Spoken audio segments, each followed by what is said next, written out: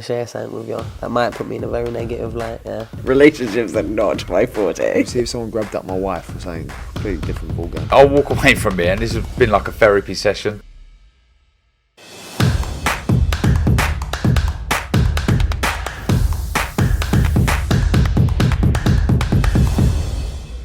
Razabane for IFL TV, proudly sponsored by Everlast. It's Friday, it's weigh-in day. We've just seen Chris Eubank Jr. and Liam Smith on the scales. Ben, what was being said between both fighters head-to-head? Because I couldn't hear anything. At the start, it was just tense and it went on and on. But I think, look, it got personal yesterday, and I think Liam was just saying that.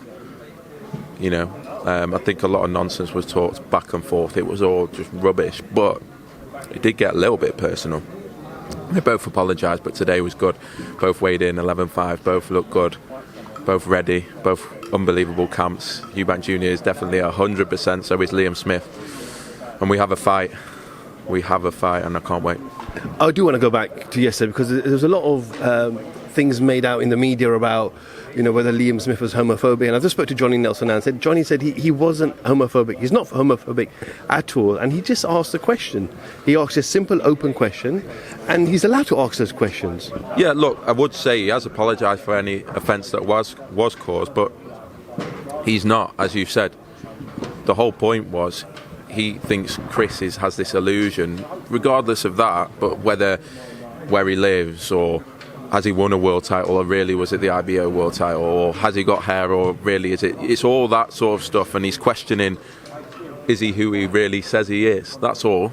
Yes, it stepped over the line, so did plenty of things. I thought the Liverpool comments were unsavoury as well, but I think it was just personal. I think it wasn't meant to.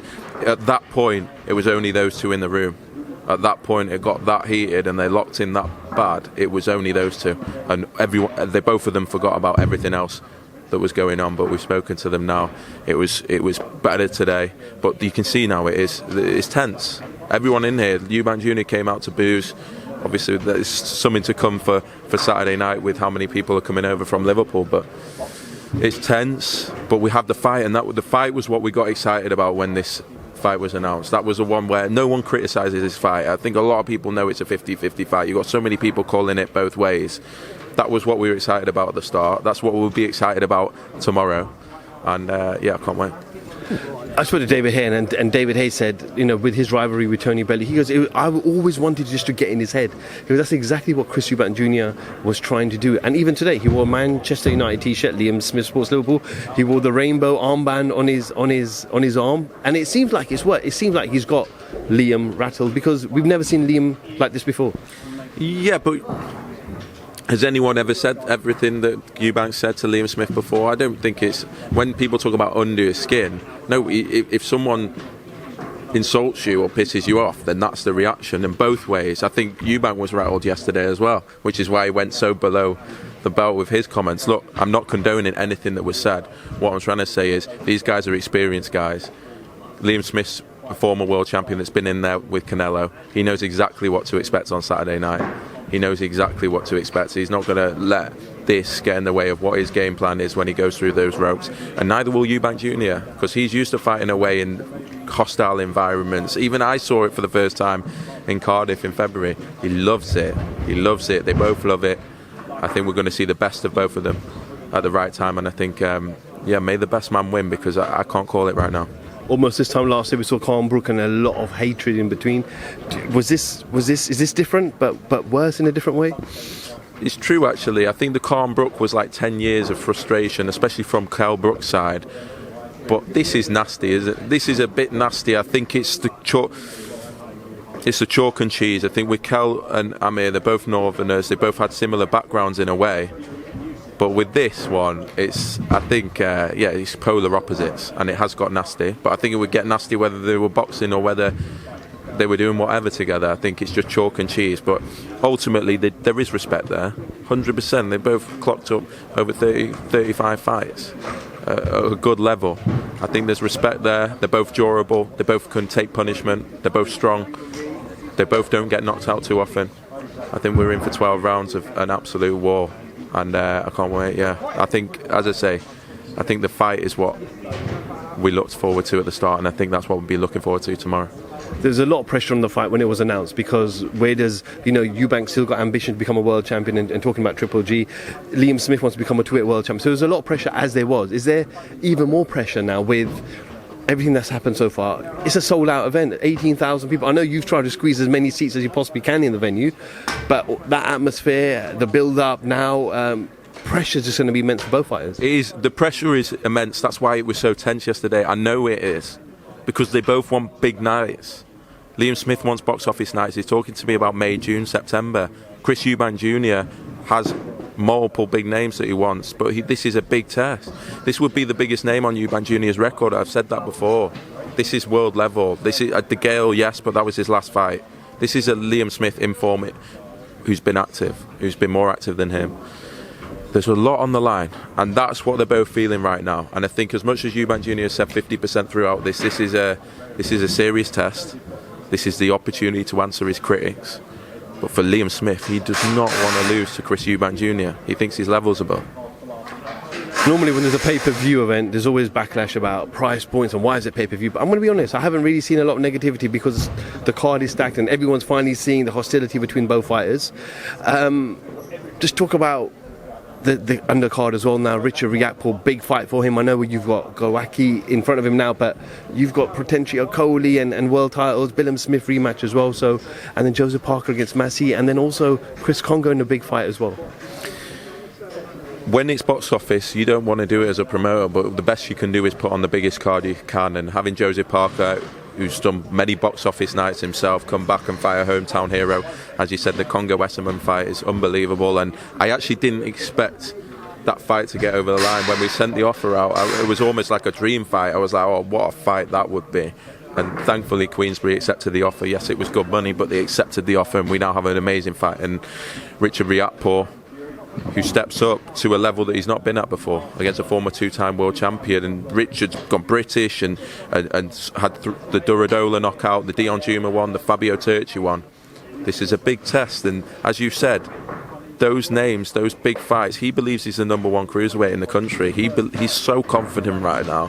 He feels like he never had things set up the way that other fighters had set up. No GB squad, no nonsense, no amateur stuff, straight in. And he's had to sort of learn on the job. And now he's at that level with that punch power. He wants to fight Lawrence Okoli. He wants to beat Lawrence Okoli, and he can't do that unless he wins on Saturday night against Glowacki. And for me, Glowacki is Lawrence Okoli's best performance, in my opinion, was against Glowacki. Best career performance. He's coming to win, and we've got a hell of a fight. And I hope and expect Richard to come through, but Glowacki will have other ideas. I know the demand has been crazy. I've been speaking to some of your team members, celebs and footballers and all sorts, rappers and singers. No more seats left? No, we're trying so much. We're trying to get everything in there, everyone in there, but that's real. It's crazy. It's gone to another level that we didn't expect. We've got more seats in there than we had for Carnbrook.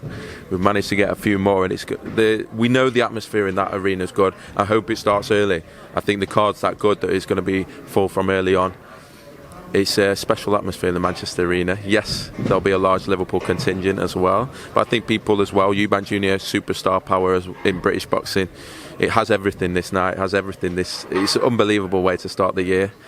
It's going to be a huge night in Manchester on Saturday, and best of luck to the fighters. Thank you to the partners. Thank you to everyone that was involved in this event, because it's gone through the roof. Well, we look forward to it. Only 24 hours away now, live and exclusive only on Sky Sports box office. Ben, just before I let go, as I was coming up here today, I was watching an interview with Spencer Oliver and Simon Jordan, and the topic was Misfits Boxing. And I know you touched on this slightly yesterday in an interview that you did on IFL, but he said, listen, it's all good for fighters, for these people to go and earn money, because they've enabled themselves to have a massive platform on whatever, YouTube or Instagram. But it's not boxing, and don't call it boxing. And I think from what I heard from you yesterday was, you said the same thing, that it's just don't call it boxing. Yeah, that's it. It frustrates me as well, because the boxing media, how many of them are actually left, like the true boxing media, because they're covering this as though it's normal boxing. I think it's confusing. I think the commission's called the Professional Boxing Association. I said that yesterday. It's not professional boxing. It's a circus act. I don't mind it. It's a freak show in a way. I don't mind it when I say that, but just don't call it boxing. Yes, boxing's got to improve. Yes, there's so many things flawed with it. Yes, fights need to be made quicker. Yes, the judging and the doping, there's so much to get right, and that's why we're in the sport. But don't confuse things, because I think that's dangerous for the sport. That's dangerous for the guys that really want to reach the top, that dream of becoming world champions. I think it will address itself, but that was my concern. Those guys could play football, and I've said, or cricket, and they sell out a stadium. You wouldn't see the cricket media or the football media covering it. And yes, I know it's different, it's fighting, but there has to be a distinction. And I think I think people need to, especially people that are from boxing and involved in boxing, need to look after the sport that we're involved in. And that's my only thing. And as I say, it's white collar celebrity boxing. Make sure people know that.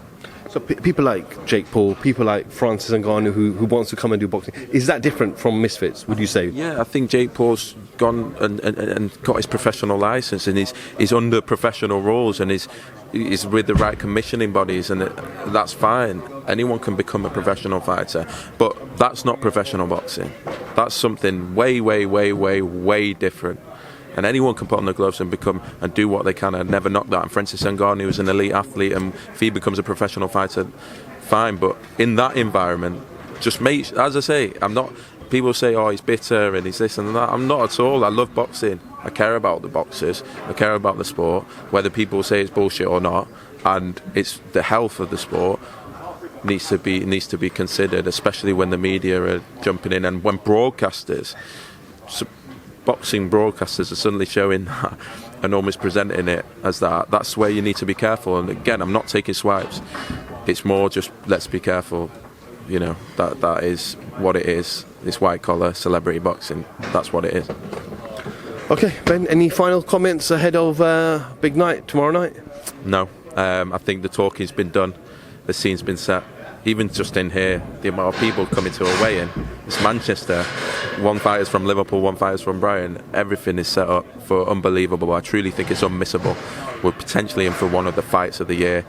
They'll never give up, either of these two. They will never, ever give up in that ring.